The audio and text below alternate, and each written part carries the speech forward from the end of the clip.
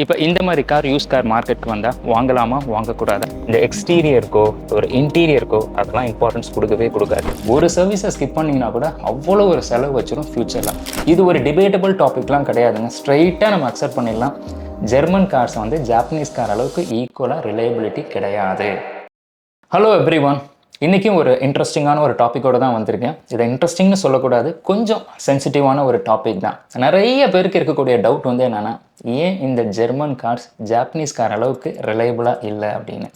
இது ஒரு டிபேட்டபிள் டாபிக்லாம் கிடையாதுங்க. ஸ்ட்ரைட்டாக நம்ம அக்செப்ட் பண்ணிடலாம். ஜெர்மன் கார்ஸ் வந்து ஜாப்பனீஸ் கார் அளவுக்கு ஈக்குவலாக ரிலையபிலிட்டி கிடையாது. அது ஏன்னா அப்படி தான் இந்த ரெண்டு கார்ஸையுமே பொசிஷனே பண்ணியிருக்காங்க. இப்போ ஜெர்மன் கார்ஸ் அப்படின்னு சொன்னோன்னா நம்ம மைண்டுக்குள்ளே என்ன வருது? லக்ஸுரி வரும், பெர்ஃபார்மன்ஸ் வரும், அந்த கட்டிங் எட்ஜ் டெக்னாலஜி வரும், எக்ஸ்பென்சிவ் டு மெயின்டெனன்ஸ் வரும். அதே ஜாப்பனீஸ் காரை நம்ம மைண்டில் நினச்சோம்னா என்ன வரும்னு பார்த்தீங்கன்னா அஃபோர்டபிலிட்டி, ரிலையபிலிட்டி, ஒரு புல்லட் ப்ரூஃப் டியூரபிலிட்டி, ப்ராக்டிகாலிட்டி, இதெல்லாம் தான் நம்ம மைண்டில் வரும். இப்படி தான் பொசிஷன் பண்ணியிருக்காங்க. மார்க்கெட்டிங்கில் எஸ்டிபின்னு ஒரு ஃப்ரேம் ஒர்க் இருக்குது, உங்களுக்கே தெரிஞ்சிருக்கும். அது செக்மெண்டேஷன், டார்கெட்டிங், பொசிஷனிங். இதை வந்து நீங்கள் ஜாப்பனீஸ் கார்க்கும் ஜெர்மன் கார்ஸ்க்கும் ஒர்க் அவுட் பண்ணாலே நமக்கு வந்து ஒரு கிளாரிட்டி கிடச்சிரும். இப்போ நீங்கள் எஸ்டிபியோட ஜாப்பனீஸ் கார் எடுத்துட்டிங்கன்னா அதோட செக்மெண்ட் யாருன்னு பார்த்தீங்கன்னா ப்ராக்டிக்கல் பையர்ஸ் தான். அதே வந்து ஜெர்மன் கார்ஸோட செக்மெண்ட் வந்து பார்த்தீங்கன்னா high income buyers or status seekers. அதே மாதிரி டார்கெட், இப்போ ஜாப்பனீஸ் காரோட டார்கெட் யாருன்னு பார்த்தீங்கன்னா families or first time car buyers. இந்த பக்கம் ஜெர்மன் கார்ஸோட டார்கெட் யாருன்னு பார்த்தீங்கன்னா tech savvies or status conscious individuals. So இப்படி தான் அவங்க வந்து டார்கெட் பண்ணுறாங்க. அதே மாதிரி பொசிஷன் நான் ஏற்கனவே வந்து நான் சொல்லிட்டேன். ஒரு அஃபோர்டபிலிட்டி, ஒரு சிம்பிளிசிட்டி, ஒரு புல்லட் ப்ரூஃப் டியூரபிலிட்டி எல்லாம் வந்து ஜாப்பனீஸ் கார்.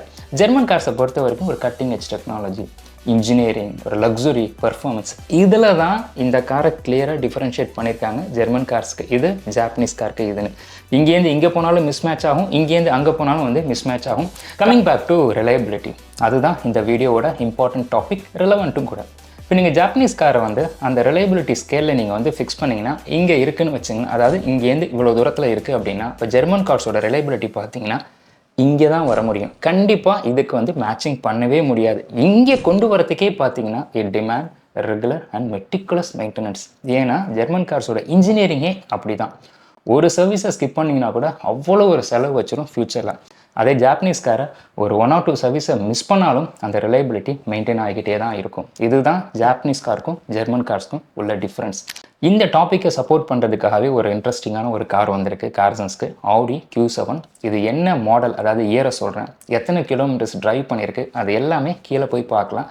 ரிலையபிலிட்டிக்கு எதுக்கு நான் இந்த காரை நான் சூஸ் பண்ணேன், அப்படி என்ன இந்த காரில் இருக்குது, என்ன ப்ராப்ளத்தோடு வந்திருக்கு, இது என்னென்னலாம் பண்ணி நாங்கள் சரி பண்ணியிருக்கோம், இது எல்லாமே ஒவ்வொன்றா நம்ம கீழே போய் பார்க்கலாம் வாங்க.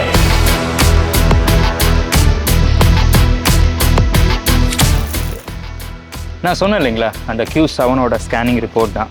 நான் எதுவும் டீச்சர்லாம் பண்ணல, அவர்கிட்டேருந்து நான் வந்து லேர்ன் தான் பண்ணிகிட்ருக்கேன். என்றைக்குமே டீம் கிட்ட இருந்தால் நம்ம வந்து லேர்ன் பண்ண முடியும். ஸோ இது தாங்க ஸ்கேனிங் ரிப்போர்ட்டு. ஸோ அந்த வெஹிக்கிள் எதுனா இதுதான் அந்த vehicle Q7.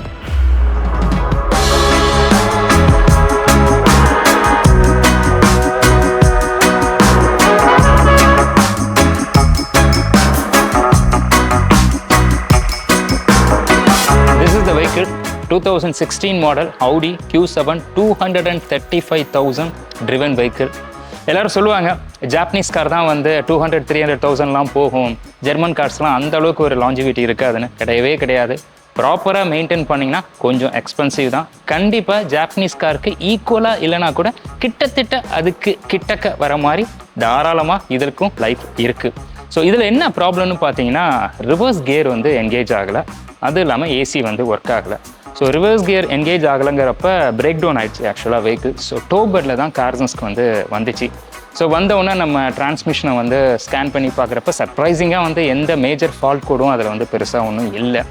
So at the same time transmission fluid லெவலும் சரி, அதோட குவாலிட்டியும் வந்து செக் பண்ணி பார்க்குறப்ப லெவல் கொஞ்சம் கம்மியாக தான் இருந்துச்சு. பட் குவாலிட்டியை செக் பண்ணுறப்ப பார்த்தீங்கன்னா அந்த ஸ்மெல் பார்த்தீங்கன்னா ரொம்ப ஒரு பேர்ன்ட் ஸ்மெல், அதாவது தமிழில் சொன்னால் ஒரு தீஞ்ச ஸ்மெல்.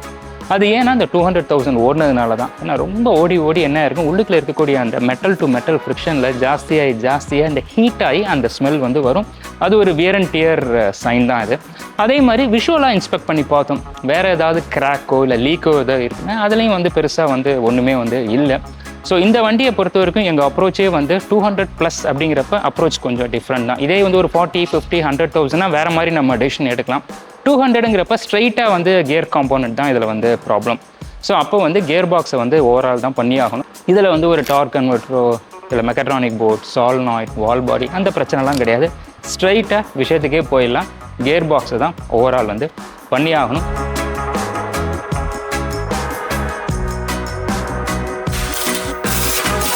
ஸோ கியர் பாக்ஸை ரிமூவ் பண்ணுறதுங்கிறது ஒரு லேபர் இன்டென்சிவ் ஒர்க்குங்க.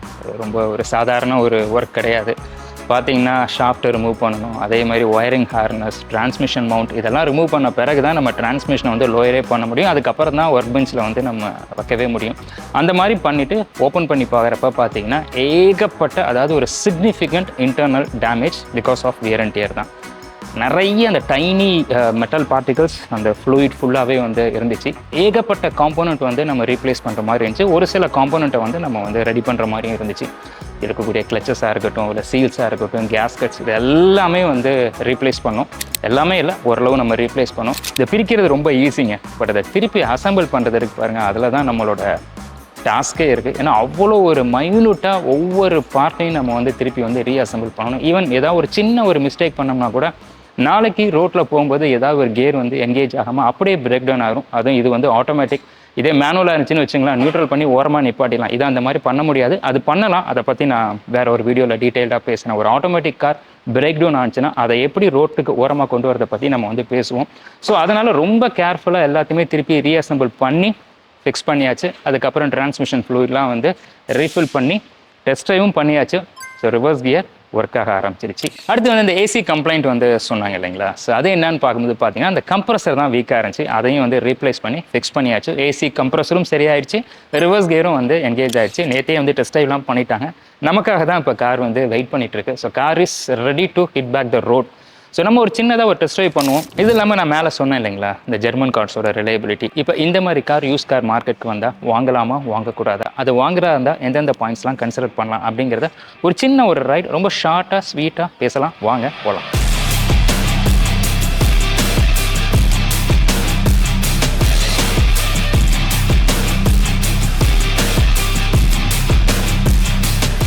கார்சன்ஸ்லேருந்து வெளியில் வந்துட்டாங்க. நான் அங்கேயே சொன்ன மாதிரி டெஸ்ட் ட்ரைவ்லாம் நேற்றே முடிஞ்சிருச்சு. ஸோ இது உங்களுக்காக தான் ஒரு சின்ன ஒரு ரைடு. இந்த ஏர்போர்ட் வந்தாச்சு. நான் ஏற்கனவே சொல்லியிருக்கேன்னு நினைக்கிறேன், ஏர்போர்ட்லேருந்து ஒரு 2-3 மினிட்ஸ் தான் கார்சன்ஸ். ஸோ இதில் என்ன பேசலான்னா, இப்போ ஒரு யூஸ்ட் கார் மார்க்கெட்டில் வந்து ஒரு ப்ரீமியம் பிராண்ட் ஒரு ஜெர்மன் பிராண்டும் வந்து ரொம்ப சீப்பாக இருக்குது, லுக்கு சூப்பராக இருக்குது அப்படிங்கிறதுக்காக மட்டும் வாங்கலாமா வாங்க வேணாமா, சப்போஸ் அப்படி வாங்குறதா இருந்தால் எந்தெந்த பாயிண்ட்ஸ்லாம் நம்ம வந்து கன்சிடர் பண்ணலாம், அதை பற்றி நம்ம இதில் கொஞ்சம் டீட்டெயில்டாக பேசுவோம். ரொம்ப டீட்டெயில்டாக வேணாம், கொஞ்சம் ஷார்ட்டாக வச்சுப்போம். இப்போ இந்த கார் வந்து ஒரு யூஸ் கார் மார்க்கெட்டுக்கு போகுதுன்னு வச்சுங்களேன். இதோட கிலோமீட்டர்ஸ் பார்த்தீங்கன்னா 235,000 ட்ரிவன். ஸோ ஒரு 70 to 75% லைஃப் வந்து முடிஞ்சிருச்சு. டீசெண்டான ஒரு பாடி லுக், அதாவது நல்லாவே இருக்குது லுக்கு. கொஞ்சம் அங்கங்கே கொஞ்சம் டச்சப் பண்ணி பாலிஷ் பண்ணாங்கன்னா நீட்டாக ஆயிரும். ப்ரைஸும் பார்த்தீங்கன்னா பயங்கர சீப்பாக தான் இருக்கும். ஏன்னா 70% லைஃப் முடிஞ்சதுனால இப்போ நமக்குமே ஒரு டெம்ப்டாக இருக்கும், என்னடா இவ்வளோ சீப்பாக இந்த கார் இருக்கு, லுக்குமே இருக்குது, அப்போ இந்த காரை வாங்கலாமா?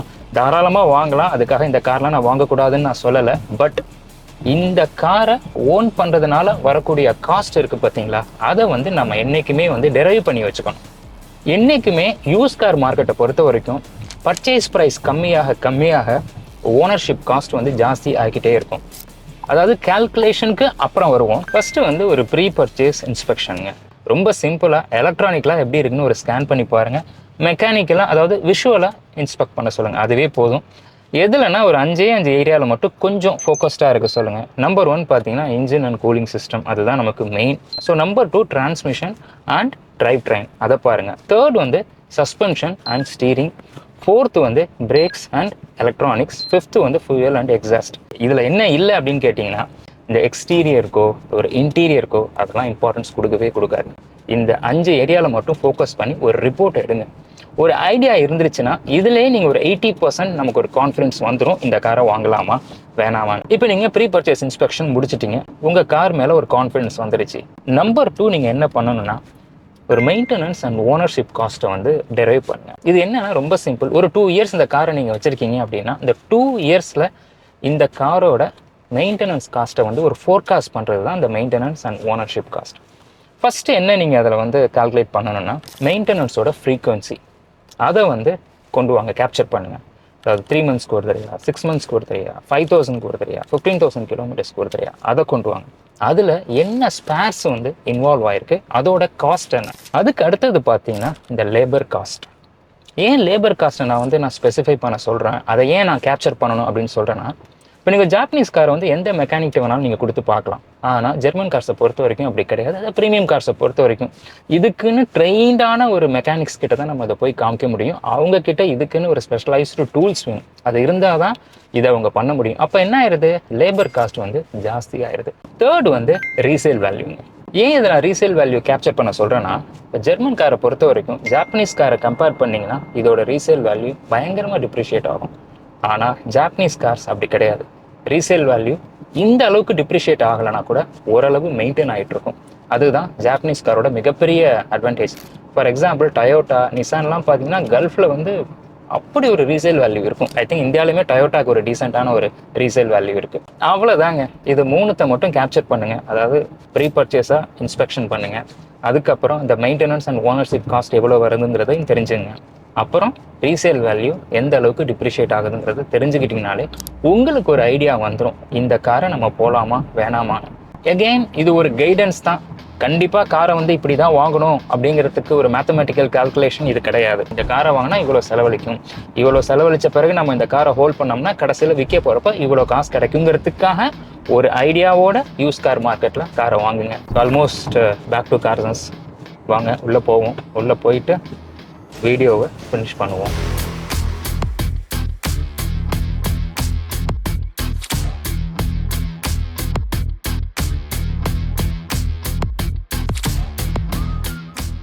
ஸோ வீடியோவோட எண்டுக்கு வந்துட்டாங்க. ரொம்ப நாளாக இந்த டாப்பிக்கை பற்றி நான் பேசின்னு இருந்தேன். நிறைய பேர் என்கிட்ட கேட்டுட்டு இருந்த டாப்பிக்கும் வந்து இதுதான். ஏன்னா அந்த ப்ரீமியம் செக்மெண்ட்டில் நான் இருக்கிறதுனால இந்த செக்மெண்ட்டை ஒரேடியாக நான் சப்போர்ட் பண்ணிடவும் முடியாது. அட் த சேம் டைம் நான் ஜாப்பனீஸ் செக்மெண்ட்டில் நான் இல்லை அப்படிங்கிறதுனால அதை சப்போர்ட் பண்ணாமலும் நான் இருக்கக்கூடாது. ஸோ அதனால் ஒரு நியூட்ரலாக தான் இந்த வீடியோவை நான் ஹேண்டில் பண்ணியிருப்பேன் நான் நினைக்கிறேன். எப்படி இருந்துச்சுங்கிறத நீங்கள் வந்து கமெண்ட் பண்ணுங்கள். Japanese car versus German or any premium car, இதில் நிறைய ப்ளஸ் இருக்குது, நிறைய மைனஸும் இருக்குது. இதுலேயும் நிறைய ப்ளஸ் இருக்குது, நிறைய மைனஸும் இருக்குது. உங்களுக்கு பெர்ஃபார்மன்ஸ் தான் வேணும், ஒரு லக்ஸுரியான ஒரு ஃபீல் வேணும், ஒரு பிராண்ட் கான்சியஸான பர்சன்ஸ்னா, மெயின்டெனன்ஸை பற்றி நான் பெருசாக நான் கவலைப்பட மாட்டேன்னா கோ ஃபார் ஜெர்மன் கார், ப்ராப்ளமே கிடையாது. அட் த சேம் டைம் எனக்கு ரொம்ப ரிலையபிளாக இருக்கணும், என்னோட சர்வீஸ் காஸ்ட் என்னோட கண்ட்ரோல்லே இருக்கணும், ரொம்ப அஃபோர்டபுளாக இருக்குன்னா கோ ஃபார் ஜாப்பனீஸ் கார். உங்கள் கார் வாங்குறத நீங்கள் தான் டிசைட் பண்ணணும். என்றைக்குமே ஒரு தேர்ட் பர்சன் வந்து இன்ஃப்ளூயன்ஸ் பண்ணுற மாதிரி வச்சுக்காதீங்க. திருப்பி நான் சொல்கிறேன்னு தப்பாக நினச்சிக்காதீங்க. ஒரு யூஸ் கார் மார்க்கெட்டில் ஒரு ஜெர்மன் கார் இல்லை ஏதாவது ஒரு ப்ரீமியம் கார் ரொம்ப சீப்பாக இருக்குது, அவ்வளோ சூப்பராக இருக்குது பார்க்குறதுங்கிறதுக்காக தயவுசெய்து வாங்கிட்டு கஷ்டப்படாதீங்க. ஏன்னா அதில் அவ்வளோ ஹிடன் காஸ்ட் இருக்குது. That's it about this video. இதில் உங்களுக்கு ஏதாவது டவுட் இருந்துச்சுன்னா எனக்கு தாராளமாக நீங்கள் மெயில் பண்ணுங்கள், karthik@karsens.in. Thank you. Thanks a lot. See you in next video. Bye.